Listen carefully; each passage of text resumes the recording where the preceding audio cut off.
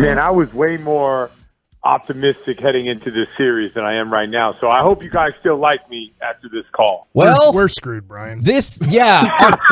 Our first question, and we cleaned it up. Yes, we definitely cleaned it up. Are the Mavericks screwed? Well, here's the problem, right? Luka was amazing, games 1 and 2. They really can't stop him. But, let me ask you guys this from this standpoint. First, let's talk about my personal beliefs and what I enjoy watching. I really love when teams play fast, a little bit random, a little out of control, ball flies around, hits the open man.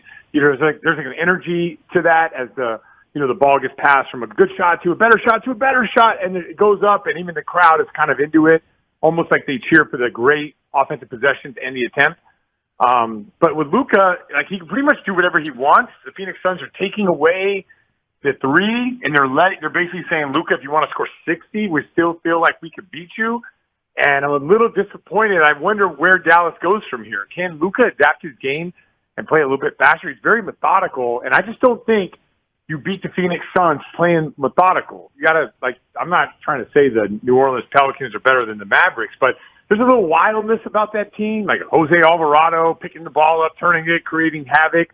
You need a little bit of that when you're playing. If you're in a slugfest with Dallas, I can't see the way that the Dallas Mavericks come out of this.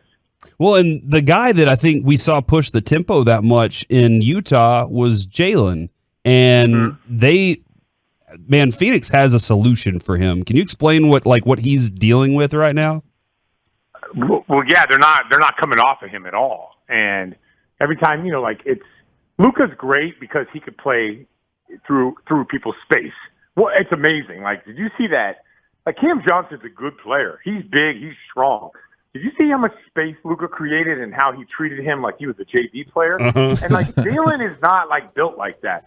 Jalen is built with quickness, and he kind of quick shoots you. He gets to the lane, shoots the floater, and you just can't really do that against the Suns. They're not like that. So it's not a great matchup for him. And I have to admit, it does feel like he's a little disappointed when he's back waiting for the ball to bring the ball up the court. Luka gets the ball, and he kind of puts his head down and runs to the other side. I know I don't blame him because I do think the way to beat this team is to kind of get Luka off the ball and find it later and then let him go to work, and that ball has to fly around. But I think he almost concedes to the fact that when the ball goes to Luka Doncic at the beginning, we know how this thing is going to dictate. But it's hard to criticize Luka because he's getting great looks. You can criticize his defense, but offensively, I don't know if the Mavs can play any better against this team.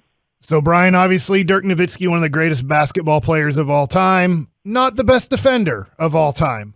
I don't recall Dirk getting embarrassed play after play after play on defense. I'm sure it's happened to great players in NBA history where they're just getting embarrassed by the other star player.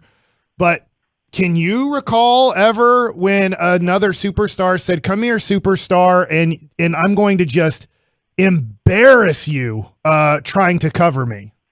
No, there was moments in the 2016 NBA Finals where they picked LeBron and Kyrie just picked on Steph Curry. That was the game where in Game 5 where Draymond Green was out of the game.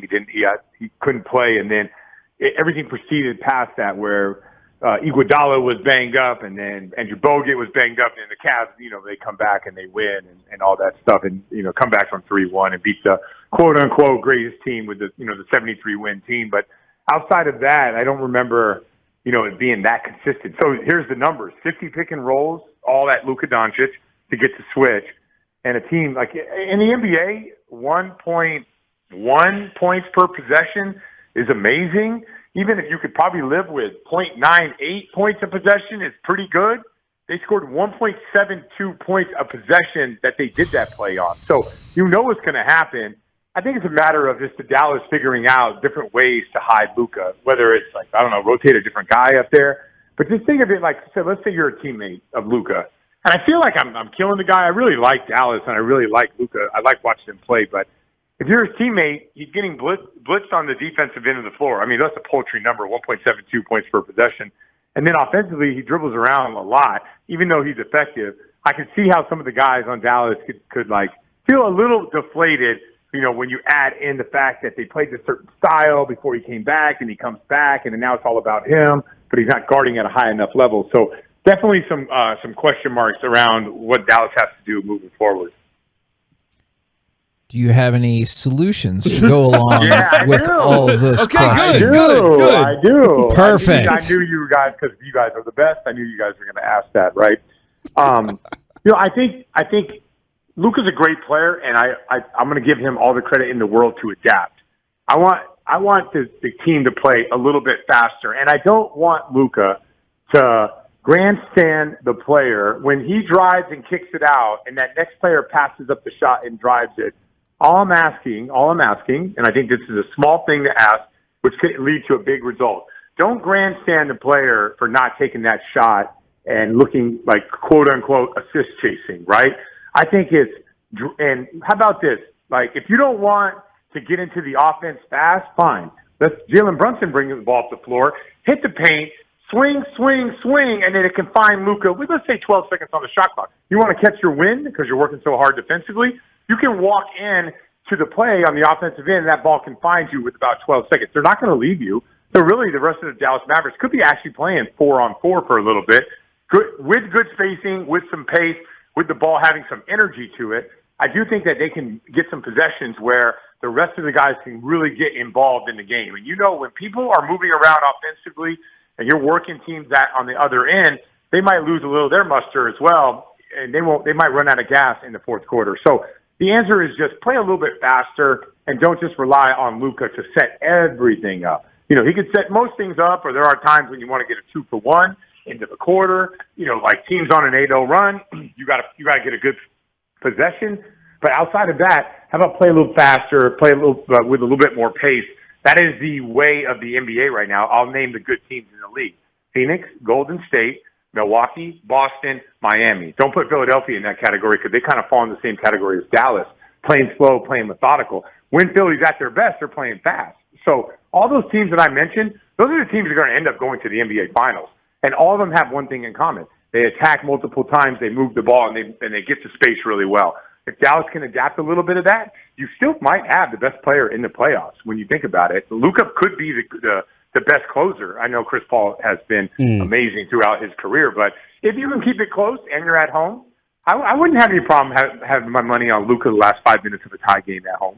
Brian, it goes to kind of what you're saying earlier, that you really need somebody, though, to step up in the first half, because Luka looks like, kind of like the Clippers series, he's giving so much to the game the first 24 minutes that he might not have the energy to push you over the top in the end. Yeah, and you're not making – think about the Phoenix Suns. Just watch them defensively. They rotate bodies on the Luka, but everybody else is standing around watching. They're not helping out. They're not rotating. Believe me, I'll tell you guys, driving the ball, kicking it, and playing with energy on offense is fun. You don't really run out of gas that way. But flying around on the defensive end and making multiple efforts and cracking back on the weak side and closing out the shooters, that's difficult. That could zap your legs. So the Phoenix Suns are recharging defensively because it's basically one-on-one with Luka Doncic. And then they're loading up offensively, and they're the teams that are playing with the most energy down the stretch. So to me, it's if the ball's popping for Dallas, moving around, and I get it, man. They missed Tim Hardaway because, he needs it.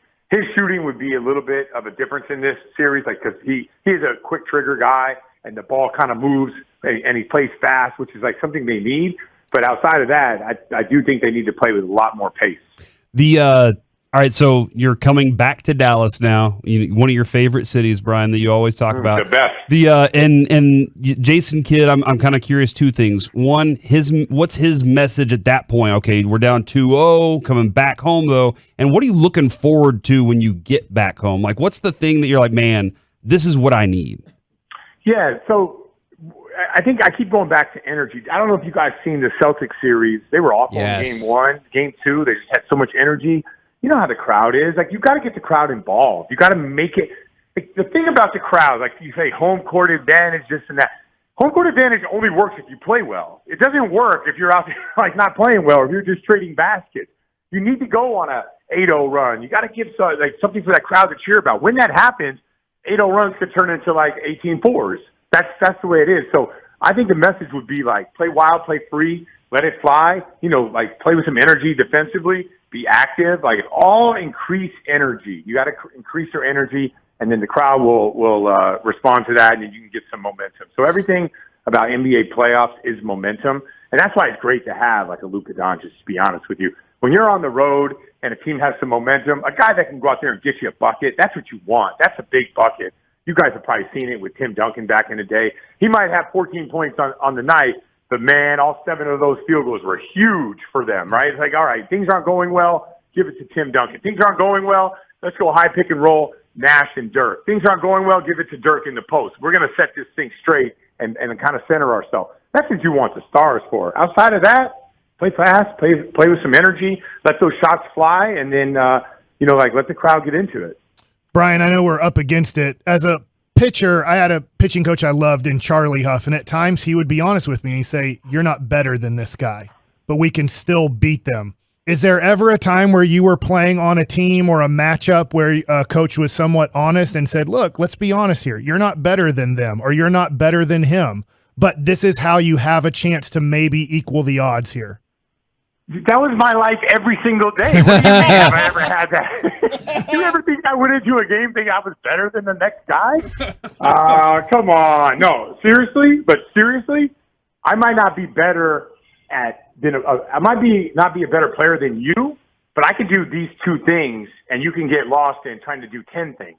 And I can be better at these 2 things than you are at 10 things. And that's the difference, right? Everyone play to their strengths and try to expose the other person's weaknesses. And then at that point, you might not be a better player, but that's how you can play better. My whole life. Come on, guys. You know I've never been better than my opponent.